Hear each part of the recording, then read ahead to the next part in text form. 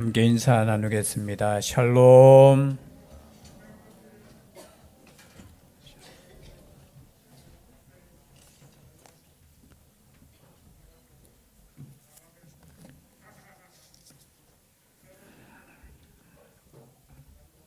하나님의 평강이 함께 하시기를 주의 이름으로 축복합니다. 어떤 분은 예배 시간에 서로 인사하는 것은 경건치 않다, 그렇게 보시는 목사님들도 계십니다. 그래서 예배 시간에는 철저하게 하나님께만 영광 올려야지 사람들 서로 인사하고 소개하고 그건 좋지 않다라고 보시는 분들도 있습니다. 한편으로는 맞는 말인 것 같아요. 그러나 우리가 예배 드림에 있어서 하나가 되어 하나님께 예배 드림이 저는 더 중요하다고 봅니다. 그래서 마태복음에도 보면은 예물을 하나님께 드리려고 하다가도 혹시나 관계 속에 문제가 있으면 돌아가서 먼저 해결하고 하나님께 예물을 드리라고 했습니다. 갔다가 오라고 했어요. 갔다가 오지 말라고 하는 것이 아니라. 그것처럼 우리가 인사할 때 단순한 인사가 아니고 한 형제, 한 자매를 우리가 축복한다고 생각하셔야 돼요. 그래서 샬롬 하는 이 인사가 하나님의 평강이 정말 있기를 소원합니다. 제가 이 앞에서 이렇게 보면 인사합시다 하면은 그냥 건성으로 하시는 분은 없겠지요. 그죠? 없지만 정말 진한 마음을 가지고 기도하는 마음을 가지고 저는 앞에서 이렇게 보면 그러죠. 우리 황수성 집사님이 정말 인사를 어떻게 하시냐면 샬롬 합시다 하면은 이러셔서 이렇게 인사하시는 보면 여러분 그냥 그게 아니에요. 샬롬, 샬롬 이게 아니고요. 정말로 옆에 있는 분들을 축복하는 마음으로 그렇게 했으면 좋겠어요. 다시 한번 인사 우리 서로 나눌까요? 샬롬. 정말 우리가 일주일 만에 한 번씩 보잖아요. 그런데 왔는 우리 형제 자매끼리 서로 보면서 인사도 안 하고 왔나? 여러분 그래서 눈빛이 중요하잖아요. 그죠? 왔을 때 이렇게 헐게 보지는 마세요. 저 사람 왔나? 이렇게. 그 눈빛보다는 어떻게? 그냥 가셔서 인사하는 게 좋을 것 같아요. 제가 가끔 그런 눈빛을 느껴요. 저 사람 왔나? 이게 참 반가워서 이렇게 쓱 보는 건데도 혹시나 이렇게 오해받을 수 있어요. 그래서 그렇게 보지 마시고 가셔서 그냥 인사하세요. 오셨습니까? 그래서 이 축복의 시간이 흘러가는 시간이 아니라 우리에게 의미 있는 시간이 되었으면 좋겠습니다. 오늘 말씀을 우리가 또 누가복음 강해로 진행되고 있는데요. 오늘 말씀에 보니까 사도들이 주께 여짜오되 우리에게 믿음을 다하소서. 누가 주님께 여쭈었다고요? 사도들이. 그런데 우리가 17장 1절에는 이렇게 나와 있습니다. 예수께서 제자들에게 이르시되. 그럼 제자와 사도라는 단어를 지금 구별해서 사용하고 있습니다. 제자는 뭐고 사도는 뭡니까? 우리가 설교 시간에 많이 들으셔서 알겠지만 제자와 사도는 어떨 때는 같은 의미로도 사용이 되어지고 또 어떨 때는 조금 구별되게 사용되어지기도 합니다. 근데 단어의 뜻은 조금 달라요. 제자라는 뜻은 우리가 영어로 보통 우리 젊은이들은 아실 겁니다. disciples 해서 그 찬양팀 이름도 있죠. 제자들 이렇게. 그리고 사도라고 했을 때 사도는 apostles라고 해서 발음은 제가 안 좋은 거 알고 있습니다. 달라요. 단어 자체가. 영어에도 다르지만 원래 헬라어에도 달라요. 제자라는 단어는 마데테스라는 단어를 쓰는데요. 이 단어 뜻은 뭐냐면 배우는 자, 생도 이런 뜻입니다. 제자는 어떤 사람입니까? 제자는 배우는 자입니다. 배우려고 하지 않는 사람은 제자입니까? 제자가 아닙니까? 제자가 아니죠. 제자는 배우는 자다. 그러면 사도는 무슨 뜻이냐? 아포스톨로스라는 단어를 쓰는데요. 이 단어는 보냄을 받은 자라는 뜻이에요. 그래서 예수님에게는 여러 제자들이 있었죠. 많은 사람들이 제자가 되겠다고 몰려왔는데 특별히 그 제자 중에 예수님께서 누가복음 7장에 보면은 밤새도록 기도하시고 그 제자들 중에 12명의 특별한 제자 사도들을 부르셨다고 말씀하고 있어요. 그렇다면 이 사도는 누구냐 의미로 보면은 보냄을 받은 자라는 뜻이에요. 여러분, 제자는 배우는 자입니다. 사도는 이 배움을 가지고 선생님의 명령을 따라 보냄을 받은 자예요. 그래서 우리의 믿음이 영적으로 보면은 제자의 믿음에서 사도의 믿음으로 가셔야 된다는 거예요. 물론 우리는 너 사도다라는 단어를 못 쓰게 되어 있어요, 신학적으로는. 왜냐하면 이 사도라는 것은 12 제자에게만 해당되는 그 고난이기 때문에 우리가 너 사도야 라는 단어를 이렇게 못 쓰게 했지만 성경에 보면 사도 바울도 사도라고 칭했죠. 즉 말해서 사명으로 따지면은 내가 어떠한 하나님의 사명을 받고 세상을 향해서 나아가는 그 사람은 사도라는 칭호는 쓸 수 없지만 사도의 직분을 가지고 사도의 사명을 가지고 살고 있다라는 거예요. 그래서 우리가 이 시간에 와서 제자로서 훈련받는 것도 중요하지만 여러분, 사도로서 세상에 나아가는 것도 중요한 겁니다. 그래서 제가 오늘 설교의 중심은 아니에요. 중심은 아닌데 성경에 나올 때 제자라는 단어도 쓰고 사도라는 단어를 쓰는 목적 자체가 사도는 어떤 명령을 받고 파송된 사람. 그래서 여러분, 이 자리에 모였다가 우리가 세상을 향해서 파송되는 거예요. 그래서 오늘의 예배는 그냥 우리가 하나님께 영광을 드리는 예배뿐만이 아니라 마치 한 주간 동안 세상에 나아가는 파송식이 되어야 된다는 거예요. 그렇지 않으면 여러분, 우리의 일주일 동안 그냥 세상 가운데 정신없이 우리를 위해서 그냥 살다가 하나님 용서해 주세요, 마치 회개의 자리인 것처럼 나와서 또 회개하고 또 일주일 동안 또 마음대로 살다가 그런 뜻 아니에요. 여기서 우리가 하나님의 말씀을 배우고 그리고 결단하고 그리고 세상을 향해서 우리가 사도의 사명을 감당하는 거예요. 그러면 그 사도들에게 필요한 것은 뭘까요? 오늘 주제입니다. 믿음이라는 거예요. 여기서 갑자기 사도들이 예수님에게 믿음을 더해 주십시오. 우리가 기도할 때 여러분, 믿음을 위해서 기도하셔야 됩니까? 안 하셔야 됩니까? 하셔야 돼요. 다른 것보다 다른 기도 제목도 많지만 하나님, 믿음을 더해 주십시오. 믿음을 좀 더 증가시켜 주십시오. 믿음을 좀 더 크게 해 주십시오. 아마 제자들이 무슨 의미에서 갑자기 예수님에게 이렇게 부탁을 했는지 모르겠어요. 추측은 할 수 있겠죠. 앞에 있는 말씀을 우리가 간단하게 살펴보면 예수님께서 제자들에게 이렇게 말씀하십니다.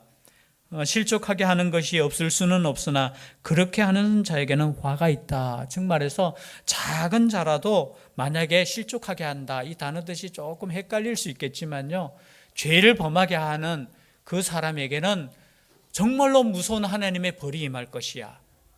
작은 자도 무시하지 말고 또 작은 자에게 가르치는 자로서 작은 자 앞에서 정말로 바르게 가르쳐야 돼. 제가 성경의 전체적인 주제를 지금 말씀하고 있어요. 그리고 만약에 어떤 형제가 죄를 범하면은 경고해야 돼. 그런데 만약에 그 형제가 회개하면 용서도 해야 돼. 여러분, 어떤 형제가 있습니다. 죄를 범하면 경고해 줘야 됩니까? 안 해야 됩니까? 예, 경고해 줘야 돼요. 지는 지고 나는 나도. 아니에요. 진짜 친한 친구는 뭐예요? 친구가 잘못된 길로 갈 때 자기가 생각해 볼 때 저것은 잘못된 길이야 라고 생각될 때는 어떻게 해야 됩니까? 경고해 줘야 되는 거예요. 그런데 그 친구가 나는 회개합니다 라고 회개하고 돌아올 때는 어떻게 해야 됩니까? 용서해 줘야 되는 거예요. 그런데 그것이 만약에 나에게 해당될 때, 그 친구가, 그 형제가 나에게 죄를 범하고 돌아와서 잘못했습니다 라고 했을 때 어떻게 해? 용서해 주라는 거예요. 얼마만큼 용서해 주라? 7번까지, 하루에 7번. 여러분, 하루에 7번이면 일주일이면 몇 번입니까? 계산하기 싫어요? 하루에 7번 나에게 죄를 범하고 또 나에게 와서 용서해 주세요 했을 때 용서해 주라는 겁니까? 용서해 주지 말라는 거예요? 용서해 주라는 거예요. 아니면 여러 가지 다른 믿음에 대해서 성경에서 많이 말씀하고 있으니까 뒤에 살펴보겠지만요, 거기에 대한 믿음을 좀 크게 되었으면 좋겠습니다. 그래서 예수님처럼 병도 고치고, 누가복음 9장에는 벌써 받았어요. 병 고치는 능력과 그리고 귀신을 쫓아보내는 능력을 제자들에게 주었어요.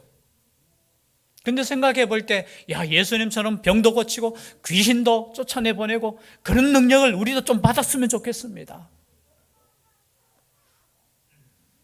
그냥 말씀에 이어서 보면은 이 말씀이든지 저 말씀이든지 우리가 살아가면서 얼마나 우리의 믿음이 연약한지 깨달을 때 있잖아요.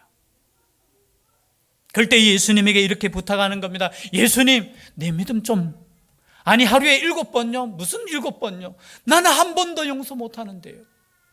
정말 믿음이 필요합니다. 예수님, 나에게 믿음을 좀 더해 주십시오. 우리에게 믿음을 좀 더해 주십시오. 큰 믿음을 좀 허락해 주셔서 우리가 이 땅에 살아갈 때 예수님처럼 능력을 행할 수 있는 그 믿음을 주십시오. 그때 우리 주님께서 이렇게 말씀하십니다. 주께서 이르시되 너희에게 겨자씨하날 만한 믿음이 있었더라면. 참 말씀해. 그래? 야, 너희들 참 바른 거 구하고 있네. 내가 너희들에게 정말로 큰 믿음을 줄게. 이렇게 말씀하시는 것이 아니라, 야, 너희들에게 겨자씨만한, 여기서 겨자씨는 뭐예요? 이 당시에 관용구예요. 관용구. 즉 말해서 뭐냐면 가장 작은 것을 말씀하실 때 겨자씨만하다는 거예요. 그래서 과거에 우리 목사님들이 이스라엘 땅에 가면은 꼭 이렇게 그 코팅된 거 이렇게, 오늘날에 보니까 그게 겨자씨가 아니라는 말씀이 있더라고요. 그 담배씨래요. 담배씨. 그 사람들 나쁜 사람들이에요. 진짜 겨자씨가 아니고 담배씨를 이렇게 가짜를 이렇게, 그래서 과거 목사님들이 겨자씨 가져왔는 거 진짜도 물론 있겠죠. 가져왔는 거 하고 진짜 겨자씨 보면 이거 아닌데 라고 말씀하시는 분도 있어요. 옛날에 좀 그랬어요. 그 땅에 가서. 근데 겨자씨라는 거는 그만큼 작다라는 거예요. 여러분, 참 이 말씀을 저는 묵상하면서 정말 은혜 받았어요. 여러분, 겨자씨만한 믿음이 옛날에는 없다고 이렇게 했잖아요. 아니요, 겨자씨만한 믿음만 있으면 된다는 거예요. 우리에게 믿음이 작아서 그런 거 아니에요. 여러분, 우리에게 은혜를 베풀어 주시는 하나님의 사랑이 크신 거지, 우리의 믿음이 커서 능력 행하고 우리의 믿음이 커서 복을 누리고 아니에요. 오늘 말씀이 그 말씀이에요. 야, 너희들에게 겨자씨 하나일 만한 그 믿음만 있으면은 이 뽕나무더러 뿌리가 뽑혀 바다에 심겨라 하였을 것이다라는 거예요. 그럼 뽕나무, 또 옛날에는 누가복음 19장에 삭개오의 뽕나무가 무슨 나무로 바뀌었어요? 돌무화과 나무로. 원래 명칭은 돌무화과 나무. 우리 이제 나라에 이제 이해하기 쉽게 우리나라 사람에게 이제 번역할 때 뽕나무가 제일 비슷하니까 뽕나무로 해라 해서 뽕나무로 했다가 어떻게 해요? 돌무화과 나무로 바뀌었어요. 아마 여기에도 그런 의미가 있을 거예요. 이 뽕나무는요, 뿌리가 굉장히 이렇게 강하대요. 그리고 깊이 뿌리를 내리는 거예요. 그래서 이 당시에 이 말씀을 듣는 사람은 그 뿌리가 깊은 나무가 뽑혀서 바다에 심기울할, 여러분 바다에 심기울 수 있습니까? 없습니까? 불가능해요. 그런데 여러분, 겨자씨만한 믿음만 있으면 그것을 명한다는 거예요. 그런데 그 말씀 앞에 뽕나무가 어떻게 한다고요? 순종한다는 거예요.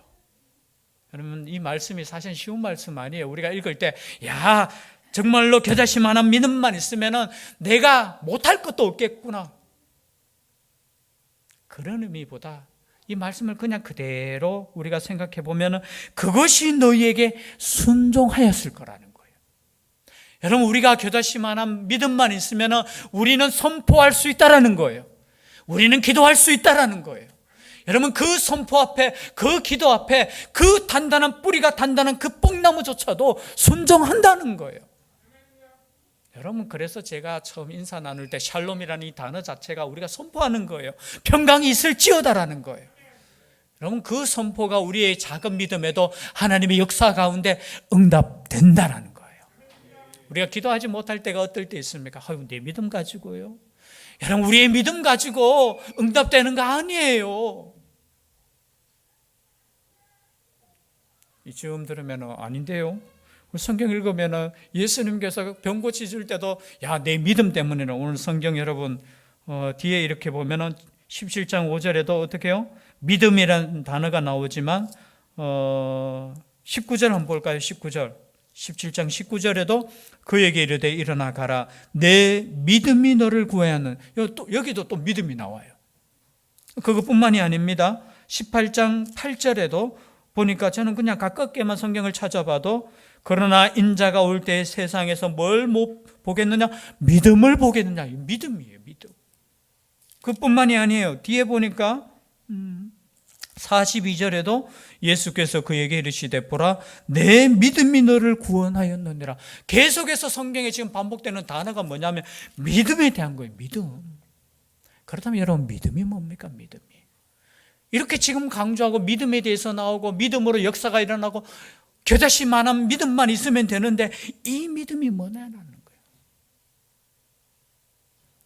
저는 어떤 분들이 항상 믿음이 뭡니까? 우린 뭘 믿어야 됩니까? 라고 했을 때 저는 항상 하는 말이 있어요. 사도신경을 믿으라는 거예요. 이해가 조금 안 되시나? 여러분, 사도신경을 우리가 매주 예배 때마다 고백하는 이유가 있어요. 여러분, 믿음이 큰 게 중요한 거 아니에요. 바른 믿음이 중요한 거예요. 우리가 여기서 믿음을 크게 해라는 제자들의 그 속마음 속에는 뭐냐? 나는 다른 사람들보다 더 큰 믿음을 가지고 뭔가 하나님께 더 큰 역사를 이루고, 그럼 그것보다 더 중요한 게 있어요. 바르게 믿으셔야 돼요.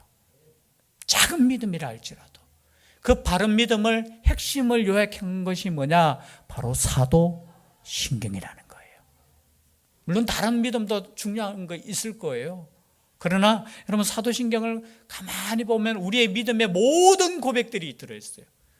그래서 제가 언젠가는 오후 예배 시간에 이 사도신경 강해를 제가 하려고 하는데 아직까지 지금 미뤄지고 있어요.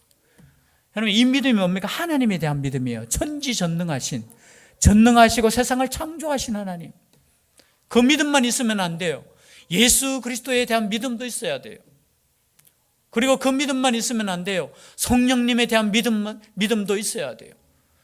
그리고 예수님을 믿을 때 어떤 믿음을 가지고 믿어요? 예수님의 성육신에 대한 믿음도 있어야 돼요. 여러분, 성육신에 대한 믿음을, 지금 주제는 아니지만요, 왜 중요한 줄 아십니까? 동정녀 마리아에게 나시고 이렇게 왜 고백하는 줄 아십니까? 제가 한번 말씀드렸지만 마리아를 높이기 위한 거 아니에요. 그 육신의 몸에서 예수 그리스도께서 인간의 몸으로 오셨다는 거예요. 그러면 이 신앙이 별거 아닌 것 같지만 거의 대부분 이단들이 여기서 살짝 벗어나요. 예수님은 그냥 인간으로 오셨어. 그런데 그 예수님에게 하나님의 영이 임하셔서 하나님의 아들이 되었고 우리의 구원자가 되었어. 여러분, 참 그 믿음도 그럴듯한 것 같지요. 근데 그 믿음이 어디까지 가시는 줄 아십니까? 이렇게 가요. 지금 그 하나님의 영이 예수님에게 임한 것처럼 나에게도 임했어. 내가 곧 구원자야. 이렇게 가는 거예요. 그러면 진짜 그리스도가 되려면 동정녀 탄생부터 돼야 된다는 거예요. 여러분, 이 믿음이 별거 아닌 것 같죠? 정말 중요해요, 신학적으로는. 우리가 아무리 대단하고 아무리 하나님께 쓰임받아도 우리는 그리스도가 될 수 없는 게 뭐예요? 탄생부터 되지 않는다는 거예요. 성경에는 동정녀 탄생된 자만이 그리스도라는 거예요. 그래서 여러분, 저 사람이 자꾸 죄송합니다. 저 사람하고 지각하는 거 보니까 내가 누구를 가리켜서 이야기하는 거 좀 짐작하는 건데 대부분이 그래요. 여러분, 눈에 보일 때 그 사람이 아무리 큰 능력을 행할지라도 우리는 예수 그리스도를 통해서 구원받는 그 진리만큼 변함이 없으셔야 돼요. 그렇지 않고 이분이 뭐 구원자인 것 같고 마지막 때에 보낸 메시아인 것 같고, 여러분 다 착각이에요, 착각. 그래서 신앙 고백이 중요하다는 거예요. 정말로 바른 믿음. 그런데 바른 믿음이 뭐냐? 오늘 주제입니다. 바른 믿음은 순종하는 믿음입니다. 여러분, 순종이 믿음이다. 한번 따라해 보실까요? 순종이 믿음이다.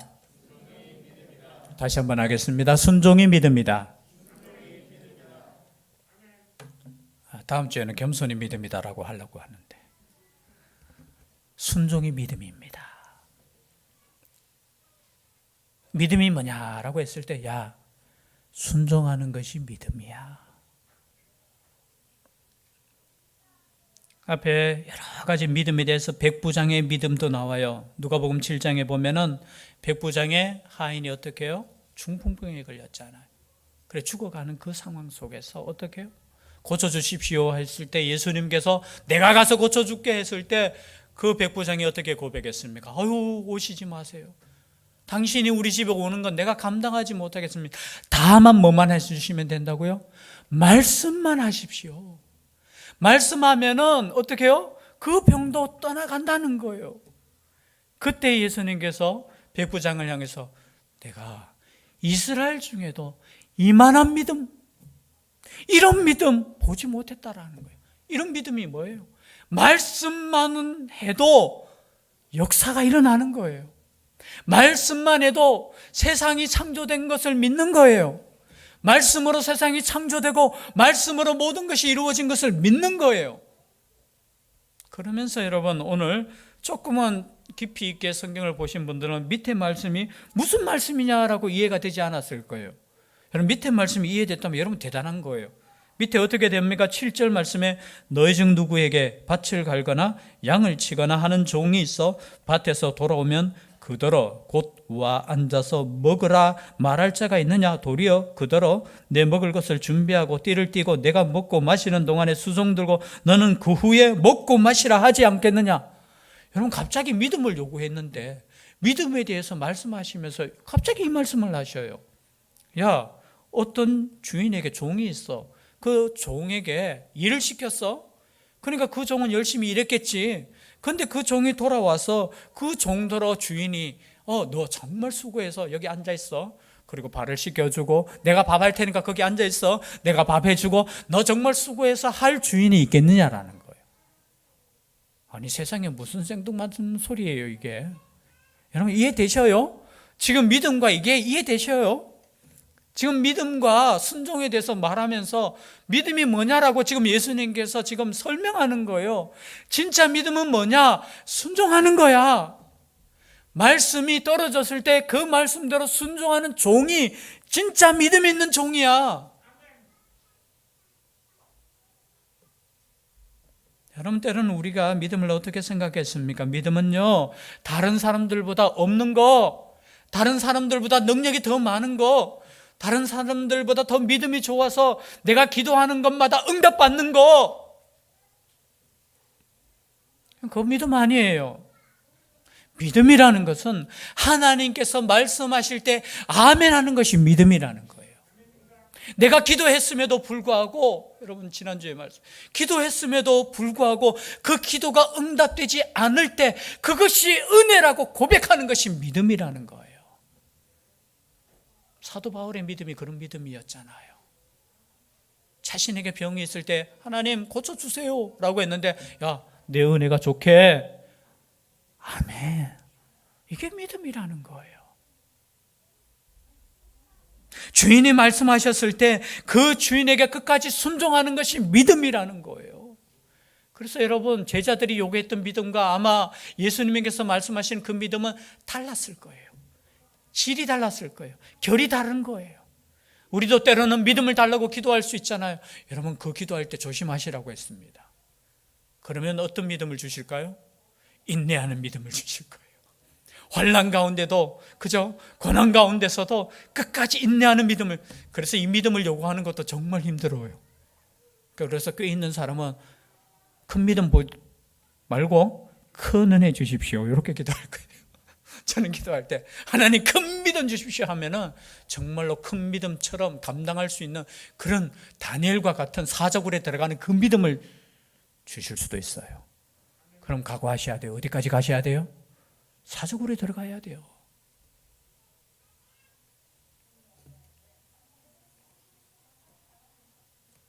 그래서 여러분, 우리가 믿음이라는 것을 생각해 볼 때 믿음이 뭔가, 우리가 또 믿음을 요구할 때 하나님, 내 믿음 내 뜻대로 구하고 내가 원하는 대로 그렇게 살아갈 수 있는 그런 인생이 되게 해달라는 게 아니에요.